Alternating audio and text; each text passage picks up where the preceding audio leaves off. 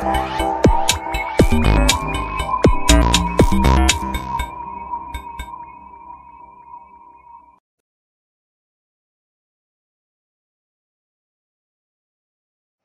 Ibu, saudara-saudaraku, dan anak-anak, salam jumpa kembali dalam Tuhan Yesus Kristus. Kita kembali akan merenungkan firman Tuhan yang diambil dari kitab Kisah Para Rasul, pasal 2 ayat 14 sampai ayat 22. Sebelum kita membaca Alkitab dan merenungkannya, mari bersama-sama kita berdoa terlebih dahulu. Mari berdoa. Kami bersyukur ya Bapa, karena kasih-Mu tidak habis-habisnya dalam kehidupan kami. Kami mau merenungkan firman-Mu lagi. Kuatkanlah kami ya Bapa, teguhkanlah. Kiranya Tuhan menolong kami. Dalam nama Tuhan Yesus Kristus kami berdoa. Amin. Inilah firman Tuhan. Maka bangkitlah Petrus, berdiri dengan ke-11 rasul itu, dan dengan suara nyaring ia berkata kepada mereka, "Hai kamu orang Yahudi, dan kamu semua yang tinggal di Yerusalem, ketahuilah dan camkanlah perkataanku ini. Orang-orang ini tidak mabuk seperti yang kamu sangka, karena hari baru pukul 9. Tetapi itulah yang difirmankan Allah dengan perantaraan Nabi Yoel. Akan terjadi pada hari-hari terakhir, demikianlah firman Allah, bahwa aku akan mencurahkan rohku ke atas semua manusia. Maka anak-anakmu laki-laki dan perempuan akan bernubuat, dan teruna-turunamu akan mendapat penglihatan-penglihatan, dan orang-orangmu yang tua akan mendapat mimpi. Juga ke atas hamba-hambaku laki-laki dan perempuan akan kucurahkan rohku pada hari-hari itu, dan mereka akan bernubuat. Dan aku akan mengadakan mujizat-mujizat di atas, di langit, dan tanda-tanda di bawah, di bumi, darah dan api dan gumpalan-gumpalan asap. Matahari akan berubah menjadi gelap gulita, dan bulan menjadi darah sebelum datangnya hari Tuhan, hari yang besar dan mulia itu. Dan barang siapa yang berseru kepada nama Tuhan akan diselamatkan. Hai orang-orang Israel, dengarkanlah perkataan ini. Yang aku maksudkan ialah Yesus dari Nazaret, seorang yang telah ditentukan Allah dan yang dinyatakan kepadamu dengan kekuatan-kekuatan dan mukjizat-mukjizat dan tanda-tanda yang dilakukan oleh Allah dengan perantaraan Dia di tengah-tengah kamu, seperti yang kamu tahu. Demikianlah firman Tuhan. Berbahagialah tiap orang yang mendengarkannya dan yang memelihara dalam kehidupannya sehari-hari. Haleluya.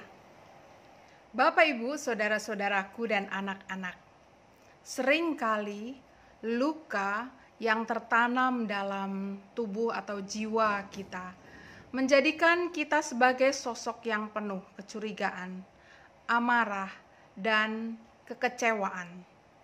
Luka ini menghambat karunia dan karya Tuhan yang dapat kita terima atau dan kita mau salurkan.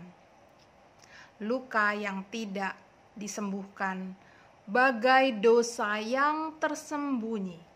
Ia tidak kelihatan, tapi berpengaruh pada cara kita melihat, merasa, dan berkarya atau berbuat.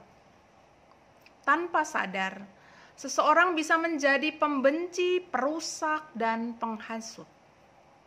Seorang anak yang terluka karena sejak kecil orang tuanya tidak mempercayainya, mungkin ia akan tumbuh menjadi seorang yang penuh kecurigaan pada sesamanya. Dan mungkin masih banyak contoh lainnya.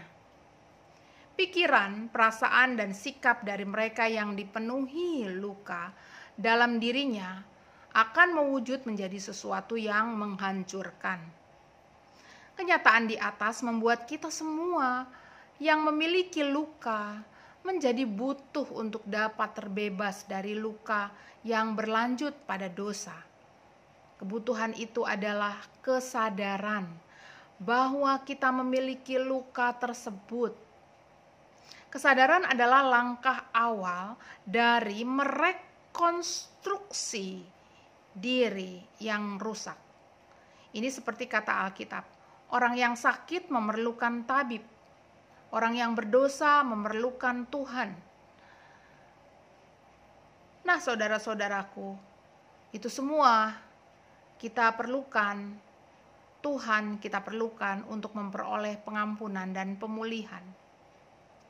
Bacaan Alkitab di atas adalah sebuah pemandangan yang diperlihatkan dari mereka yang memiliki luka atau dosa, lalu ditawarkan pemulihannya oleh Tuhan sendiri melalui Petrus.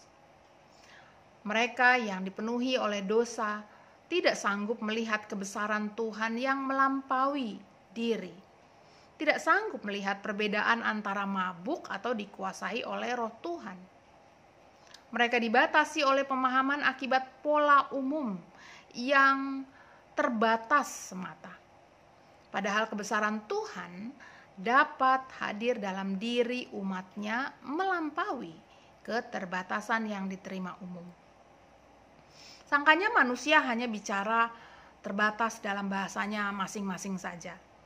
Namun kuasa Tuhan menunjukkan hari itu bahwa mereka dapat berkata-kata dalam bahasa-bahasa lain. Kesadaran pada luka, dosa, dan keterbatasan diri sangat dibutuhkan bagi setiap orang yang mau menerima dan mengalami kebesaran dan kuasa Tuhan. Tuhan yang Maha Kasih itu datang kepada kita, mengulurkan tangannya dan membuka hatinya untuk menyelamatkan kita. Kisah 2 ayat 21 berbunyi, dan barang siapa yang berseru kepada nama Tuhan akan diselamatkan. Ini adalah sebuah tawaran kasih besar bagi mereka yang mau bertobat. Keselamatan dari luka masa lalu yang sering kali berakibat dosa, yakni sikap dan perbuatan yang melawan Tuhan. Dengan kasih Allah dan anugerahnya dan kuasanya, umat yang datang dalam kerendahan hati kepada Tuhan, dalam pengakuan permohonan yang tulus untuk menerima kasih dan kuasanya, akan diterimanya, diubahkannya, dan dibaharui menjadi ciptaan baru. Mereka ini akan mendapat pemulihan dari luka dan kuasa dosa yang menyertainya, lalu dikuatkan dan dimampukan untuk mengabarkan berita pertobatan dan pemulihan dalam kasih dan kebenaran Tuhan. Bapak, Ibu, saudara-saudaraku dan anak-anak, di Minggu Prapaskah ini, marilah kita sungguh meyakini bahwa pertobatan, pemulihan, dan kasih Tuhan masih dan terus terjadi dalam hidup kita dan hidup sesama kita. Tuhan bersama dengan kita. Immanuel.